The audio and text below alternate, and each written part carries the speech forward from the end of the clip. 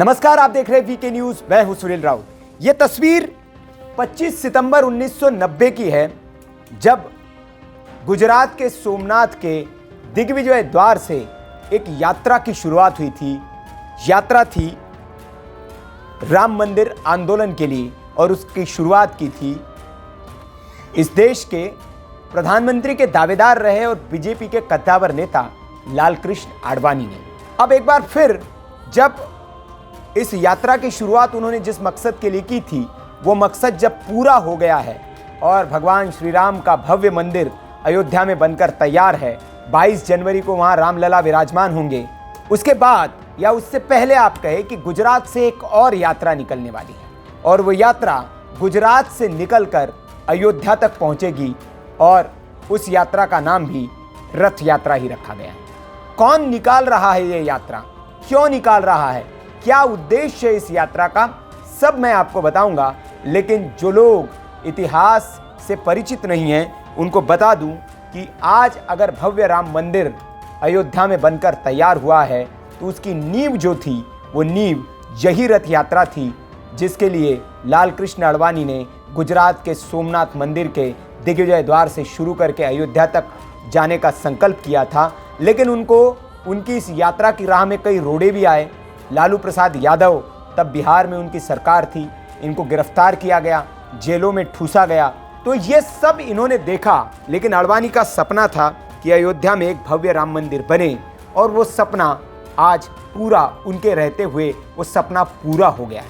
हालांकि वो उम्र के उस पड़ाव में हैं जब स्वास्थ्य उनका साथ नहीं दे रहा है और इसीलिए शायद राम मंदिर के उस उद्घाटन के पल में वो शामिल न हो पाए, जैसा कि पहले खबरें आई कि ट्रस्ट की ओर से, चंपत राय की ओर से उन्हें इसके लिए कहा गया।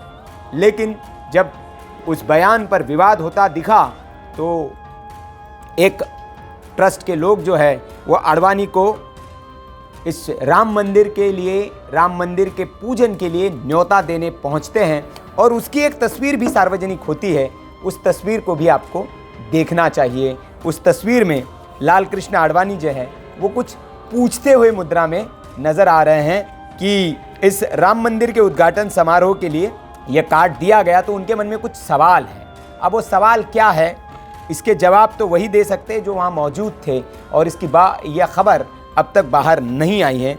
लेकिन जो 33 साल पहले रथ यात्रा के सूत्रधार रहे लालकृष्ण आडवाणी, अब जनवरी में होने वाली प्राण प्रतिष्ठा के मौके पर वो वहाँ मौजूद रहेंगे या नहीं, ये तो पता नहीं है।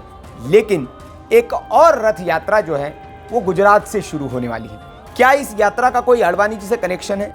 तो आपको बता दें कि गुजरात से 8 जनवरी को, 22 जनवरी को रामलला की स्थापना होगी, उससे पहले 8 जनवरी को एक रथ यात्रा निकाली जाएगी। ये वैसी रथ यात्रा होगी जैसे 90 के दशक में निकली थी और ये जो रथ यात्रा है गुजरात से निकलकर मध्य प्रदेश होते हुए उत्तर प्रदेश में दाखिल होगी और इन दो राज्यों के, मध्य प्रदेश और उत्तर प्रदेश के और गुजरात के 3 राज्यों के 14 शहरों से होते हुए 1400 किलोमीटर का सफर तय करेगी और 20 जनवरी को रामलला विराजमान जब होंगे उससे 2 दिन पहले रामनगरी अयोध्या में ये यात्रा पहुंचेगी। ये जो रथ यात्रा है अहमदाबाद की एक रामचरितमानस ट्रस्ट है, वो इसका आयोजन कर रही है और इस रथ यात्रा का नाम दिया है उन्होंने न्यूरानीप रथ यात्रा। अयोध्या पहुंचने के बाद ट्रस्ट रामलला को 51 लाख रुपए का चढ़ावा भी चढ़ाएंगे। तो ये 20 जनवरी को वहां रामनगरी अयोध्या में पहुंचेगी और उसके बाद ये जो ट्रस्ट जिसकी ओर से ये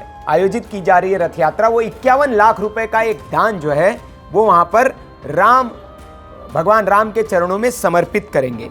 तो ये यात्रा जो है, इस यात्रा का मकसद है कि जो एक राम मंदिर के लिए जन जागरण जो आडवाणी ने किया था, आडवाणी जी ने किया था, और तभी ये मुद्दा जो है वो जन जन तक पहुंचा था। राम मंदिर का मुद्दा जब 1990 में जब ये यात्रा निकली थी, तब तक उतने लोग इस मुद्दे से कनेक्ट नहीं थे, लेकिन भावनात्मक तौर पर कनेक्ट करने के लिए लालकृष्ण आडवाणी ने 90 के दशक में प्रथम पूज्य सोमनाथ जो ज्योतिर्लिंग कहा जाता है, उस धाम से श्री अयोध्या धाम के लिए इस यात्रा की उन्होंने शुरुआत की थी और उसके बाद ही ये फिर राम मंदिर आंदोलन है वो जन जन तक पहुंचा था। और अब उस आंदोलन की परिणति एक मंदिर, भव्य श्री राम मंदिर के तौर पर हुई है, जिसको 22 जनवरी को अभिषेक होगा और श्री राम लला स्थापित होंगे। उसके लिए देश भर से 4000 संत, 2000 वीआईपीओ को आमंत्रित किया गया है। तैयारियां अभी जोरों पर चल रही है और इस आयोजन में 6 दर्शनों, मतलब जो सांख्य दर्शन, जो दर्शन है हिंदू संस्कृति में 6 दर्शन, सनातन संस्कृति में जिसको बताया गया है, उन 6 दर्शनों के शंकराचार्य, जो प्राचीन विद्यालय हैं हमारे, उनके शंकराचार्य और लगभग 150 साधु संत जो है वो प्राण प्रतिष्ठा समारोह में भाग लेंगे। तो ये नई एक जानकारी है कि एक और रथ यात्रा जो है वो गुजरात से निकलेगी और ये रथ यात्रा जाहिर तौर पर जिन लोगों ने उस दौरान अडवाणी जी की रथ यात्रा को देखा है, इस रथ यात्रा को देखकर उनकी यादें ज़रूर ताज़ा हो जाएगी।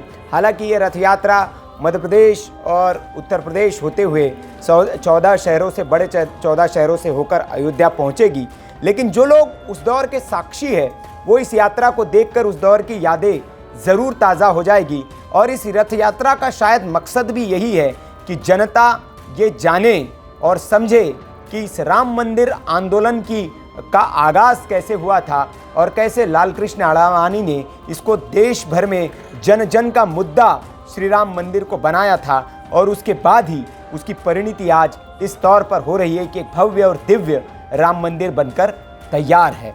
तो ये ट्रस्ट की ओर से, इसका कोई राजनीतिक ये आयोजन नहीं है, एक ट्रस्ट की ओर से ये आयोजन किया जा रहा है, लेकिन ये यात्रा हूबहू वैसी ही होगी जैसे 1990 के दशक में लाल कृष्ण आडवाणी जी की ओर से निकाली गई थी।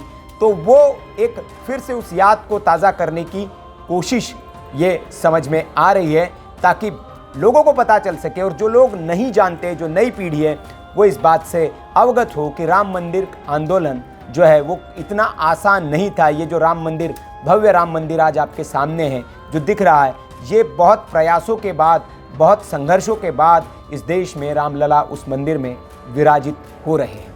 तो ये इस मामले में नया अपडेट है, इससे और भी जुड़े, इस पर हमारी नज़र बनी हुई है। रामलला के जो स्थापना है, वो जो विराजित होंगे, उस पर हमारी नज़र बनी हुई। इससे जुड़ी जो भी खबरें होंगे वीके न्यूज़ आपको देता रहेगा। इसके लिए चैनल को आप सब्सक्राइब कर लीजिए, बेल आइकन भी दबा दीजिए ताकि नोटिफिकेशंस आपको मिलते रहें और वीके न्यूज़ की कोई भी खबर आप मिस न कर पाएँ। और इस प्यार के लिए आपका बहुत बहुत आभार। देखते रहिए वीके न्यूज़। नमस्कार। वीके न्यूज़, राष्ट्र के नाम।